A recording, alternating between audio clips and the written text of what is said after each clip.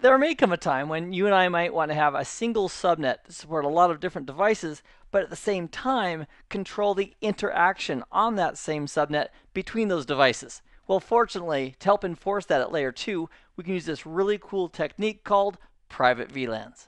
I'd like you to imagine in your mind a beautiful island. And on this island, a lot of people come for vacation purposes. Now, not every single person is the same on these vacations. For example, there are some people that want to go on vacation and they want to be by themselves. And so what they do, they take their boat, they arrive at the island, at the dock, and then they go to a place in the island that's isolated. Now, it's isolated from everybody else. So let's say there's 4 or 5 different people who all want to go to the island. So, for example, this is person 1 and this is person 2.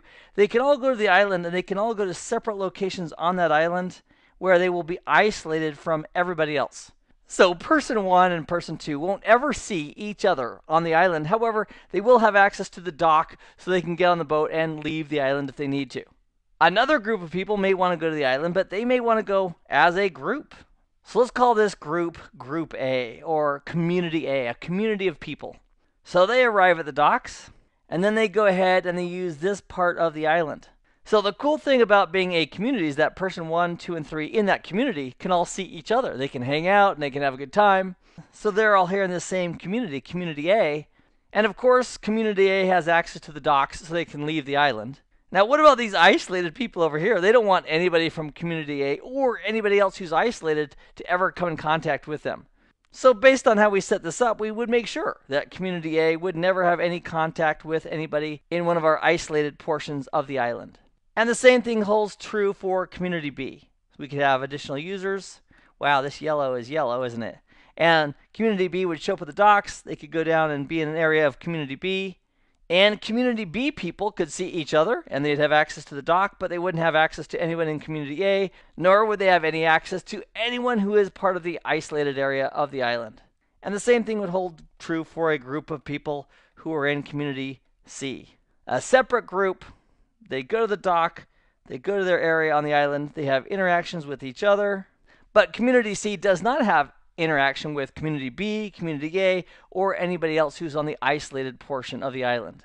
Now the question might come up, okay Keith, what does this story right here about the island have to do with private VLANs? And the answer is, this is an example of how private VLANs operate. Let's take a look at the mechanics of this for a moment. The reason it's called private VLANs, plural, is because we're using multiple VLANs to pull this off. We're going to have a primary VLAN. In this example, it's the island itself. Let's say it's VLAN 100. That's the primary VLAN. And associated with the primary VLAN is going to be some type of an IP network address space. So let's say that primary VLAN 100 is given the IP address space of 10.40.50.0/24. That's the subnet address space associated with that primary VLAN. Then we're going to create additional subsets, if you will, of that primary VLAN, subdomains. They refer to these within private VLANs as secondary VLANs. And so what we could do is we could create something called an isolated secondary VLAN. Or we could create one or more community VLANs as secondary VLANs. So as an example, the isolated VLAN may be VLAN 200. And community A VLAN may be VLAN 300. And community B may be VLAN 400. And C might be VLAN 500.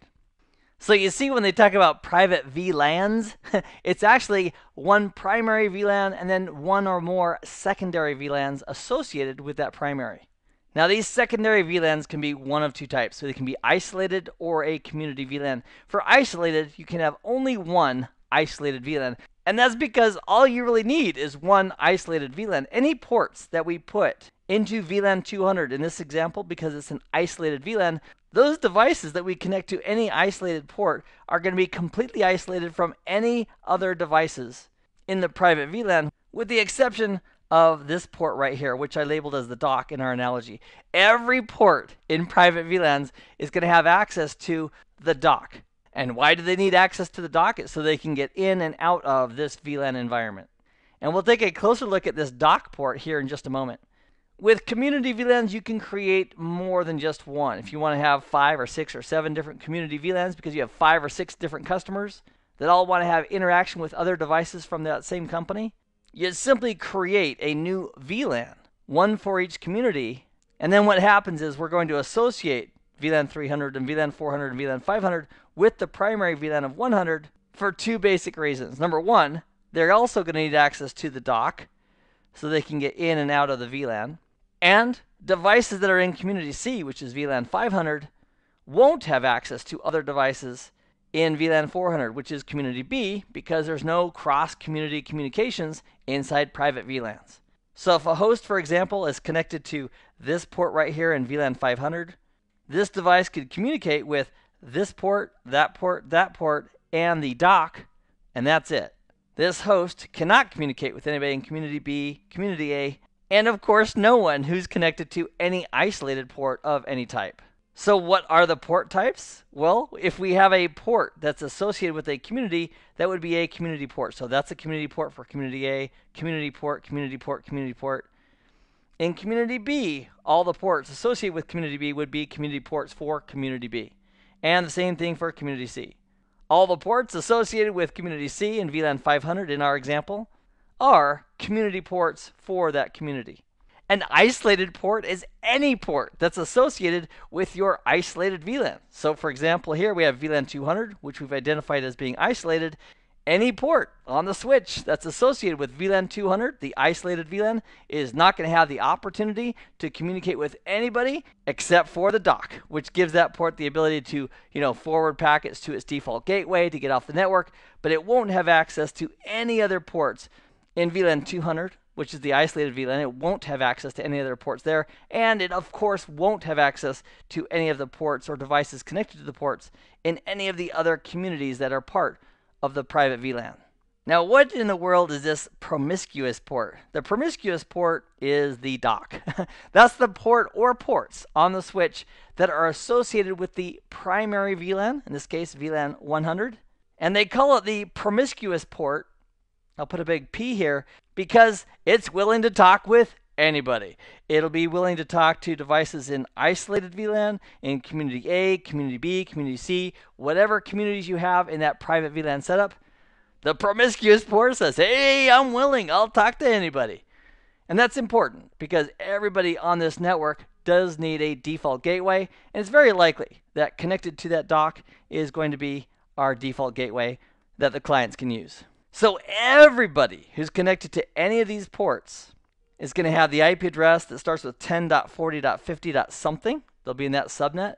The default gateway will also be in that same subnet.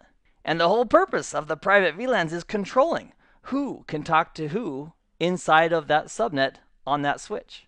And that control is implemented through the mechanism of private VLANs.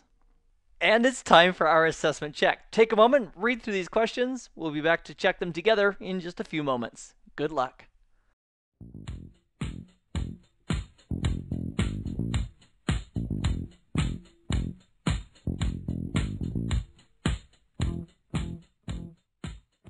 All right, question number 1. Which port or ports can an isolated port communicate with? The answer is an isolated port can communicate only with a promiscuous port. That's it. And it's very likely off of that promiscuous port, we're going to have our default gateway that's sitting out there to get us off of the local network if we need to. Question number 2 is a true or false. A common subnet is shared between isolated and community VLANs. Now, the word that's a little bit misleading, I suppose, is shared, but in the big picture, the entire private VLAN scheme is sharing a single subnet. So even though ports in community and isolated VLANs cannot communicate directly with each other, they are still sharing a layer 3 common IP addressing scheme. And question number 3, private VLANs enforce traffic flow at which layer? 1, physical, 2, data link, or 3, at the network layer? And the answer to that is they are indeed private VLANs, and VLANs are enforcing layer 2 domains. And that's how a private VLAN is actually keeping the traffic separate, by doing it at layer 2 on the switch that's supporting private VLANs. So we may have a need to have one common subnet, but at the same time enforce separation of various traffic from various ports. And we can now do that using the tool of private VLANs. Hey, I appreciate you joining me in this nugget. I hope this has been informative for you, and I'd like to thank you for viewing.